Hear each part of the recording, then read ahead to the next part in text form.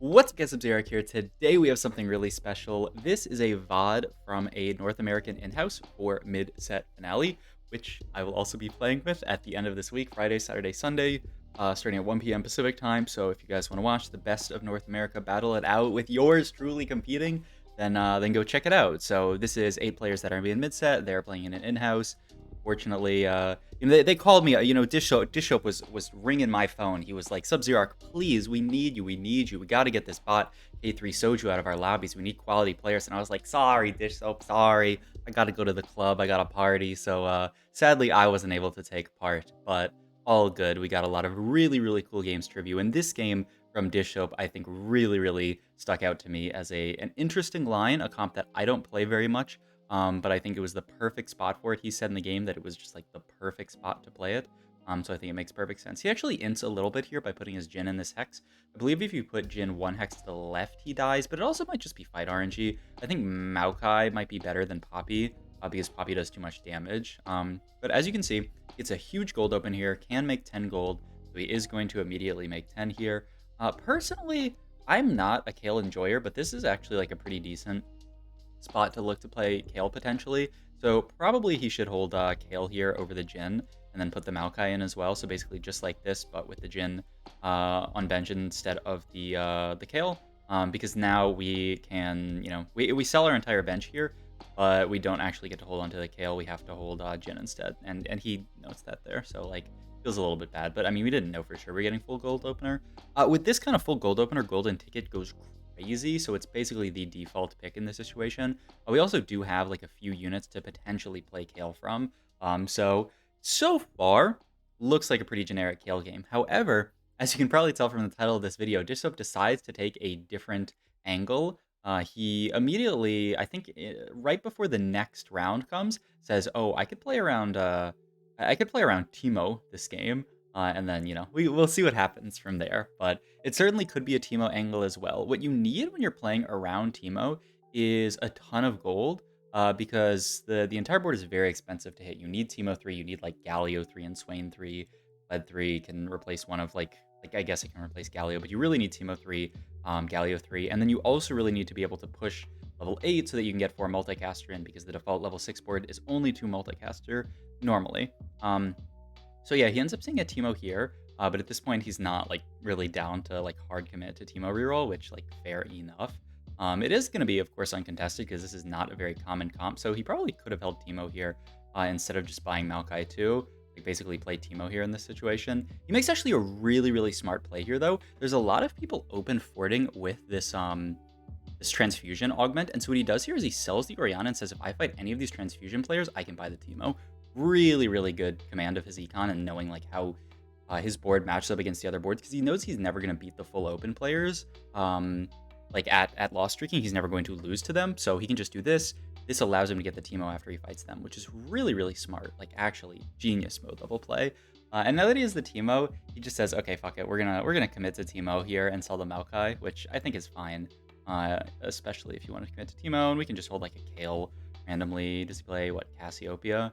I would still hold the Kayle just in case we like Giga High Roll on Kales here, but Cassio is a much better unit at killing units, so I think this makes sense. But yeah, he ends up even fighting Kyun here is also full open. There are a lot of full openers in this lobby, just like Degen trying to force Bastion. I'm pretty sure it's not that good. I am so down to play some lobbies like on Friday and Saturday with like people like trying to full open play this stuff and then just miss and go 8th. I am so down for that, but we'll see if that ends up being the case. Ideally, he wants Tyr here to go for a blue buff for Teemo, and he does end up getting it, which is really nice. There's also Teemo with belt, but you really want to get the mana item onto Teemo, and then whatever the AP item ends up being. Gunblade is really nice. So ideally, we'd get dropped like Tyr sword here, go blue buff Gunblade, and then be chilling. But yeah, this board that he's showing with the Galio main tank is the board that you want to play for with Teemo now, especially after the buffs to Galio. He's actually just like a very solid tank at 2-star, and then at 3-star, he goes crazy. So something to keep in mind if you want to play Teemo. That is more like the default board for Teemo. And then eventually at like level 8, then we're going to get in 4 multicaster. But I was never really a fan of the like level 6 play 4 multicaster version of Teemo, just because it felt like you didn't have any frontline. And so I really like that this is more of the like default version of Teemo. Oh, he also I wasn't really thinking about it, but he He wants the Teemo Cassiopeia synergy. That's why he played Cassio, because, you know, like Teemo's going to poison them and then proc the Cassio ability on the poison. So that's the, like, really cute little synergy that no one actually plays around because it's, like, far too cute to make work, but it's something that exists. It's a Galio here. I don't know what board he ends up playing in this situation because there's a lot of, yeah, you can do something like this. Yeah, is this tankier than Galio? I would think not. Yeah, so he just plays the multicaster board, just trying to kill a unit here. Of course, his streak ended up getting cracked, which, you know, makes sense.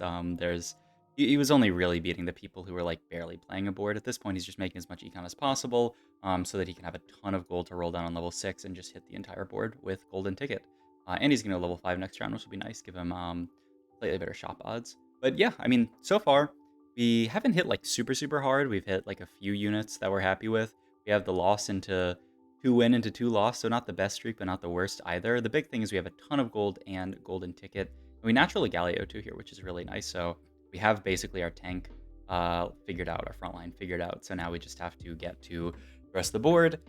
This is, you know, like the pretty solid version of the board. Ideally, we're going to get Sona in so that we can get Demacia in for Galio, give him more frontline. And then Swain is just a really solid unit to add to the board, just a solid frontliner. He gets blue buff here, so he immediately slams that. Gets a glove here as well, which, in my opinion, just makes a ton of sense to be JG. And then the question is, what are we going to slam between the other items? I like Redemption a good bit here. So yeah, I like JG Redemption. Just slam those and save some HP. I believe he thinks a little bit here about what he's going to slam here. And I mean, he does actually natural a good bit of stuff. To be fair, like, I guess he had like a few extra rerolls, but really like not that many. Yeah, he is going to get Demacia in here, get the Demacia item down over playing like a random Taric. I like this a lot, just get Demacia. And yeah, he thinks about JG slam. He's saying, oh, you know, like maybe if I get Jeweled Lotus, I don't slam JG. I'm pretty sure it's just always JG. Guarantee you get a good item.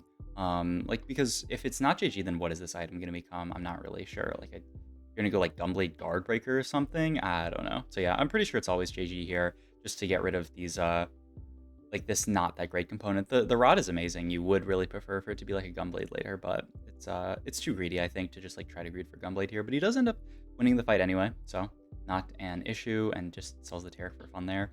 Augment wise here, he doesn't really need perfect items. Like, his items are quite good and he can't use that many of them, so I don't really love big grab bag here. I like Unified a good bit. And yeah, he just takes that here. He does also hit a Sona here, rolls and finds Teemo 2 and a Swain, and like we're kind of good. You get a lot of value out of rolling here. This is why he rolls in this situation, because one, we have Teemo pair, we're looking for Sona, we're just looking for like everything, right? We're looking for Swain as well, and two, we have golden tickets, so like it's actually very likely that we roll just a tiny little bit and hit everything. So yeah, this looks really good. I guess there is an idea of like playing Taric here over Talia, but like we actually have enough frontline, so we don't really need to play the Taric here. So I like the board he ends up playing. You'd have to cut Talia, and like a Talia 2 is going to do a decent bit of damage with 2 multicaster in. So I like the board that he ends up playing, but that is an idea. Maybe I would like hold on to the Taric. I guess the problem is like we're never going to make a Taric too. We get this Giant Spell here, which normally can be Sunfire. The problem is that Sunfire is just not very good here. End up getting a Lux here, which I think he ends up putting in. Yeah, he ends up putting it over the Sona here, which makes perfect sense. You don't need Sona for multicaster at this point, and she's a slightly stronger unit. He even thinks about getting Sona in over this random Poppy, but I don't know. I think Poppy's going to do a little bit of work. But yeah, you don't really want Sunfire on Galio just because Teemo is already providing that healing reduction, so it's just not really necessary. Man, Milk Spot, honestly, kind of gross, and I think his spot ends up getting really gross this game. Transfusion 3 into Know Your Enemy, so he just has giga-capped board. Like, if he can just get to like an Aphelios 1 with solid units later, his spot's gonna be insane. I'm so down for like 4 people in my lobbies to just hard force Aphelios and contest each other. Please, man, I'm very down. Item-wise here, you probably just want to finish a Galio item. I don't actually recall what he takes here, but I think like a Gargoyle looks fine. He just goes for the Rod. Oh yeah, he goes for the Rod to guarantee a solid Teemo item here. I think this is all right. He really wants the Gunblade. And the Rod can also be for Ionic Spark. So yeah, actually this is almost certainly correct. Just guaranteeing the Teemo item and potentially Ionic. Rolls a good bit here and finds just a few extra units. Ends up finding Swain 2, which is really good, and finds all this stuff. You don't really need Talia 3 in this comp. It's just not going to be a good usage of your gold, especially because she's going to come out for Sona later, so it makes perfect sense to not really care about Talia 3 here. And yeah, he's just rolled down, found all of his upgrades. And his board, the crazy thing is, you know, this board is fine. It's not that crazy, though. but it's wind streaking, which is, I mean, obviously really, really good for dish soap. This is like, I mean, your board is probably going to fall off a little bit, like early stage 4 until you hit everything. And then like late stage 4 or like mid stage 4, like when you hit, that's when the board's going to really spike. So like wind streaking here is really, really good for his like power curve, because now he doesn't have to worry about like dying stage 4 and like taking a ton of damage. But yeah, he's just going to use his free rerolls here. He has a lot of them. Ends up hitting Sona too, so we can think about cutting Lux. He does something pretty interesting here where he cuts Poppy instead so that he can get Sork in. Which I think it actually, like, I could see it. Like, it's Sork and it's also just like a much better unit. Like this Poppy is just not a very good unit. I probably would have just defaulted to the Poppy to actually have like solid frontline, but I could certainly see this play. It's pretty interesting. But yeah, like look at Kyun, man. Kyun is 14 HP. He hasn't won a fight this entire game, I don't think. He finally rolled down to his board to try to find something relatively strong. He also has Know Your Enemy, which is kind of wild. And I don't actually know who wins this fight. I think it looks like Dish Soap's still winning it. So yeah, Kyun, 14 HP here, takes a 5-unit loss. Does he die here? No, he goes down to like 1. He goes down to 2 HP. Like I don't think that's good TFT personally. Maybe it's just like not how I was raised. But yeah, he is going to just pivot into like his full version of the board here. He wants to actually roll to like get some extra bench space, but he actually gets the opposite here. He loses bench space by rolling, which is a little bit awkward. But he makes a really good call here as well to not pick up any of these orbs. He's just going to sit because these orbs might have a Galio in them. They might have a Teemo in them. So we want to roll down here until we find something that gives us more bench space. And look at this. The orb did actually have a Galio in it. So it's actually like a huge difference here. Finds a bunch of Sonas. So now we're actually like 3 Sonas here. And he's not really like one off of anything yet. So it makes sense. He doesn't really have to roll deep here. Warmugs here looks really, really good. And then you can also just make the Ionic Spark. And then eventually we'll find a Teemo item. It could be Hodge with this tier. I don't hate it. So yeah, that's probably what he wants here. And then this last chain item will just be like another Swain item or something. Takes a pretty bad loss here to Phoenix, who has an insane spot with built diff, and you have my sword. Just getting all the AD on the built diff units goes crazy. And he already has an Aphelios here. He rolled pretty deep on 7, so that's a very strong board. But yeah, Kyun did not, I don't think, win a single fight this entire game, so he loses the game. Earth Scrubbing Binary pretty bad. Cursed Crown doesn't really do that much here either. Infertile Contract's also pretty bad because you really want to push levels to cap out this board. So I'm pretty sure it's always Radiant Relics. It can either be a really solid Radiant item for Teemo, or you can put it on like Galio. And he gets Hextech Lifeblade here, which is insane in this comp.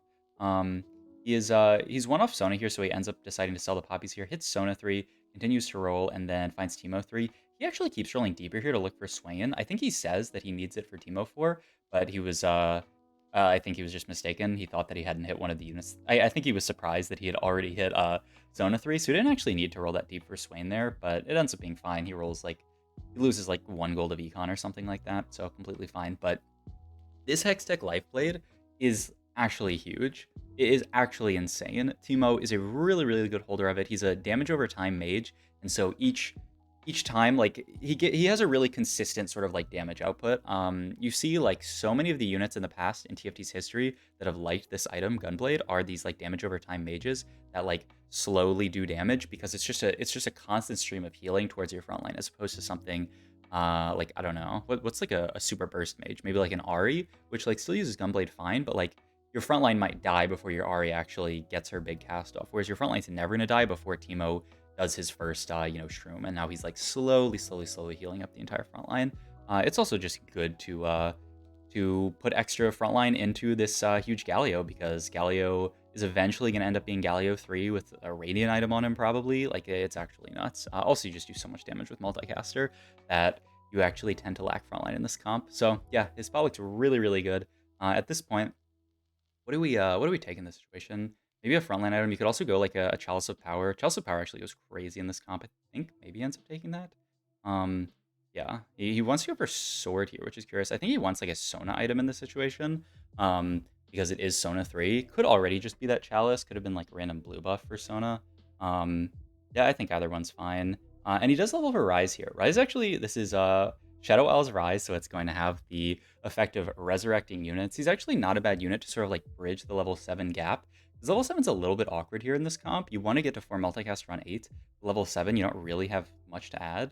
And so Rise adds Invoker with the Galio, and he's just like it's really high value to resurrect something like this Galio, to resurrect something like this Teemo. So yeah, he's actually a really, really solid unit. I don't know if we ended up he cast on the Galio here. So yeah, like I mean, this fight obviously is not even close, but if it was even close, uh, it's not going to be close. I'm sorry, because he's gonna have the Galio be resurrected. So really solid. He can hold Jarvan if he wants to. Could be like before he hits something on 8, something to put in. But yeah, I mean, at this point, he just needs to roll, pick up the multicasters on the way, and he does find both of them here, which is really, really nice. And then he can just play this at 8, and he'll be in a good spot. But yeah, like this is the Teemo spot, the perfect spot for Teemo. And then we're going to cap around Galio 3 for multicasters, and the board will be crazy. We do end up fighting Phoenix Oz board, who has hit everything here, hit Zeri 2, hit Aphelios 2, and hit Shen 2, which is just, it's just not legal. And his third augment was social distancing, which is just insane synergy with Built Different as well. If you guys don't know, Built Different provides more attack speed, AD scales with attack speed, so augments that give you AD go crazy with Built Different. Like he's just yapping about his spot here because that spot is actually so insane. Um, so yeah, we'll see if we can end up out capping them later. But yeah, I mean, outside of that, there's nothing much left to roll for here. We want Galio 3, but like there's not much else to add to the board. We already have our multicasters, which is really good. It's a Talia out of an orb there or something. It's a duplicator, which is actually really, really crucial here because that'll allow him to get to that Galio and find some other Galio. Now he's one off Galio here. I don't think it's even that unreasonable to like roll for Galio here, but he opts to not do that here. Looks around. So you have two options here. You can either build a tank item for Galio and then move the Radiant item over to Sona, or you can do it the other way around, or you can move a damage item on Sona and then leave the item on Galio. I was thinking of just JGing Sona here, but he ends up going Bramble Vest, which is a really, really solid item on Galio in this lobby. A lot of AD players, and then even the AP players have like JGs for crit. But yeah, I think the Bramble makes perfect sense here. I definitely probably would have defaulted to just leaving the item on Galio, which I don't think is terrible, but it is probably slightly worse. So very smart stuff from Dish Soap here. Always just playing his strongest board, making the best items he can, and then he can eventually just get a third item on Sona when the time comes. And then, you know, he'll have a Radiant item on her, which is really good. I mean, this Radiant blue buff, especially with the Shojin, she's just going to be insta-casting, and then just casting infinitely as well. But yeah, I mean, look, this is Milk's like giga capped board, and like this fight is very close. I think we end up losing. Oh no, actually the burn almost gets him, but then the Atrox gets us. But like our board is still very far from capped. He ends up even naturally in the Galio here, which is a tad bit high roll because now he just gets Galio 3 for free, and he just has to sack 2 rounds, play for multicaster, and then that's just gonna be his max cap.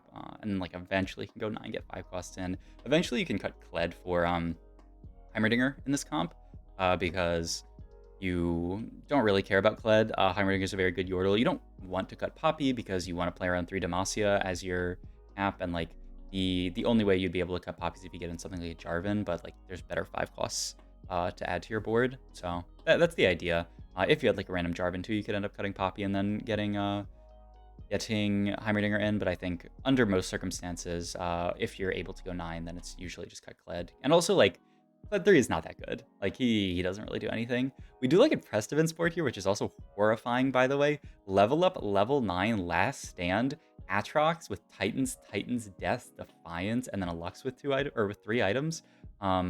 Like that spot is actually horrifying. So we're just gonna hope that we can dodge him as much as we can. But sadly, Dishop scouted him, which made the game want him to fight Prestivant, I guess.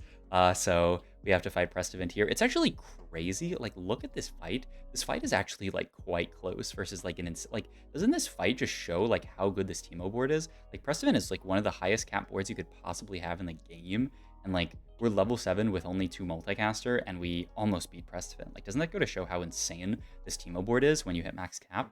Items off carousel here. Ideally, we want just like a Sona item, but there's actually just like nothing. You'd really prefer like a JG or something on her. Instead, we're gonna have to take this Chalice, which is fine. But you know, it's not as good as a real item, but it is a 5-cost Chalice, so nothing wrong with that. Kind of surprising, honestly, that no one else wanted a Chalice Cassante, but I guess everyone else, the Bastion player wanted like a Bastion Spat and stuff like that. So yeah, level up here, cut Rise, get in for multicaster, big spike for the board. He does something interesting here, which is instead of actually chalicing the Sona, he chalices the Vel'Koz, goes for full greed. In hindsight, this makes perfect sense. I am someone who is very much like, I want to slam my item on just the unit that's going to be strongest at all times, and so I would just put it on the Sona to get the instant cast and just get the stats on her. But it actually makes a lot of sense on Vel'Koz because like we know our board's insane this game. We know, like, there's no way we're gonna die over these next 2 rounds. Like, even this board that we end up fighting, which is really strong, we just barely beat. Like, there's no way we're dying in 2 rounds, and we can get an item for Sona off of Dragon here. So it makes a lot of sense to just greed in this situation. There's a few extra rolls, but I mean, at this point, we're just looking to go 9. Not much to roll for here. It's just Vel'Koz 2. And then we can go 9, get the Heimerdinger in like I talked about, and then either get like a Rise in or like a Scion, some kind of extra frontline in. Probably Rise, just for Invoker and to, like, I'm pretty sure the most frontline you can ever get this game is resurrecting your Galio. But yeah, ends up fighting another Bastion board. I don't know how many Bastions Milk has in here. It might be 8. Maybe it's only 6. He just has the 1 spat, right? Maybe it's just 6 Bastion here, and he's playing Gwen. But, like, look at this. Insane board for Milk with the Transfusion, with the Ascension, with Know Your Enemy, and Insanely Broken Augment. And still, it's light work for this Teemo board. Like, how... The problem is that it's so expensive. Like, Dishop had to hit everything to get to this Teemo board. Hitting the Hextech Lifeblade was insane, of course. Frontline's the Poppy here so that he can do his best to get the stacks here. He should also frontline the Vel'Koz, but runs out of time. But he really wants to get to 200 stacks here for Thresh's Sanctum. But yeah, like, how crazy is this board? And he does end up getting to it anyway because, like, I don't know who that is. Kled dies or something like that. Gets a random Jace too. Who cares? That's plus 8 gold. All good. But yeah, I mean, at this point, we're just looking to go 9. Really anything to roll for. We really want this to be a Sona item, ideally. There's nothing crazy, so we just end up taking Chalice here, which makes sense. Just to give even more stats to Teemo and Sona. Teemo and Sona, as multicasters, they actually really, really like the AP because they aren't getting AP from other sources. They're just getting a tiny bit from Strategist. Played Prestivant again, which his board has gotten even stronger at this point. He has a Scion too, he has a Belveth too.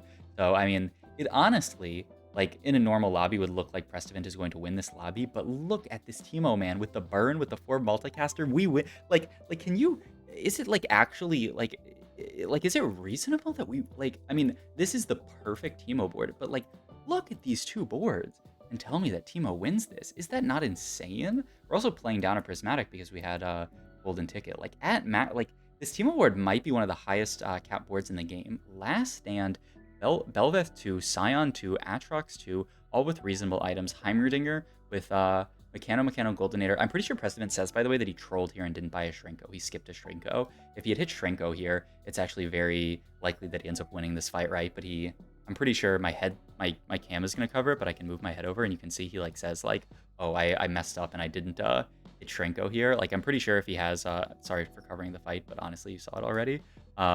Yeah, he says, I accidentally didn't buy a Shrink. Like, I'm pretty sure if he buys a Shrink there, he wins that fight, but, you know, just an APM diff, just a player diff or something like that. Dish can level to 9 here and then just roll to try to find something to put in. Worst case can be this Lissandra. I think Scion here is fine, just a good unit. It's also 3 Noxus, which is kind of hilarious. Oh, and Soju actually FFs here because he knows he's playing for nothing more than a 4th. And we actually end up fighting Soju's Ghost here. So any optimization, Dishop said this during the game, like, he actually didn't need to roll here. He didn't need to level because he knew he was fighting Soju's Ghost. And Soju died. So kind of hilarious, but you know, an optimization that doesn't happen very often in TFT, would never happen in tourney because you can't FF in tourney.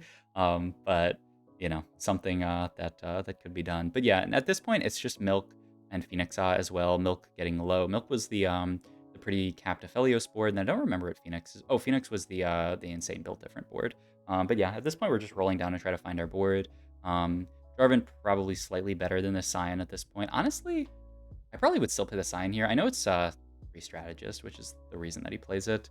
I'm just kind of afraid that this Jarvan's going to get like 1 shot and not be able to cast, whereas Scion will resurrect and always get the chance to cast. So I don't know. Maybe I'd go Scion here. It's interesting for sure. I mean, looks like Jarvan does still get an easy cast off. I mean, I guess with 3 strategists and with the Armor and MR from Unified Resistance, he's always casting. But yeah, this fight ends up really close as well, but it's just barely a loss, I think. Yeah, this Aphelios lives at 1 HP, but still, like, Bishop's very far from capped. Milk dies. Did Milk die with 50 gold there? It kind of looked like he did. Yeah, but you know, we can get this JG here for Sona, which is a huge spike, especially scaling off of all the AP we already have and all of the multicasters. And then it's really just looking for 5 costs to add to the board. So yeah, gonna add that there. Rolls, finds random Cassante, who cares? Finds Vel'Koz too, which is nice. And yeah, like random Atrox. I don't think we can really fit that in. Finds the Rise, which is definitely stronger here. And then finds the Heimerdinger. We We can get Heimerdinger in here. He does actually want to look for repair this game, which I think makes perfect sense. He doesn't actually have much frontline here, so Reparo actually seems really, really good. But he fights Phoenix here, gets shrouded, but I mean, his board has spiked pretty hard with the Rise. If Rise gets ult on like anyone relevant, it's huge. And look, he ults this Galio, it comes back with 40% HP. And then, you know, it's lights out for Phoenix. So one more fight probably. Just have to roll down for 2-star 5 costs and the Shrinko, or not the Shrinko, but the Reparo rolls like 10 times. It finally finds one Reparo, and then rolls like I think he sells Cassante here and rolls. I don't know. I watched this game live, and I was like, I have to review it. Okay, actually, he doesn't continue to roll here just because there's nothing for him to buy, which, fair enough. This is probably the last fight, so I think I would actually just sell Cassante, roll twice here, because if you hit like Heimer or Rise, you can sell one for the other, and then he rods the Rise, just to, you know, get a little bit of extra AP, especially because this is probably the last fight. He doesn't need to wait for an item off Thresh's Sanctum, because the game's about to end. And yeah, it is a win out from Dish Soap. So I hope you guys enjoyed this video. Absolutely crazy game. Shows the max cap, what this comp is capable of if you hit it. So yeah, hope you guys enjoy, and I will catch you guys in my next video. Bye.